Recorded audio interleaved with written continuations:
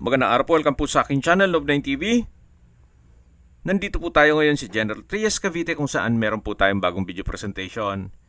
Isang residential property na bungalow house. May lot area po ito na 121 square meters at may floor area na 80 square meters more or less.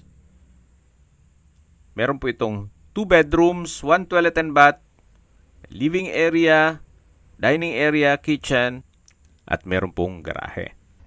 Dito po sa loob ng subdivision ay kompleto po ang amenities. Meron pong clubhouse, swimming pool, basketball court, park and playground, at meron din pong 24 hours security. Kaya safe na safe po ang pamilya nyo dito. Ito po yung living area, sa gitna yung dining area, sa dulo po yung kitchen. Then yung natatanaw nyo na access door ay papunta naman sa likod ng bahay o service area na katabi lang nung second bedroom. Ito po yung first bedroom. Sa spasyo, sakto lang. Hindi naman siya ganun kaliit at hindi naman ganun kalaki. Pero kung small family, pwede na po ito. Ito po yung second bedroom. Halos same size lang po nung first bedroom.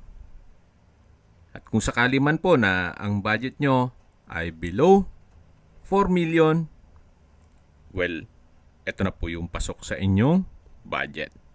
Binibenta po ito ni owner sa halagang 3.5 million pesos.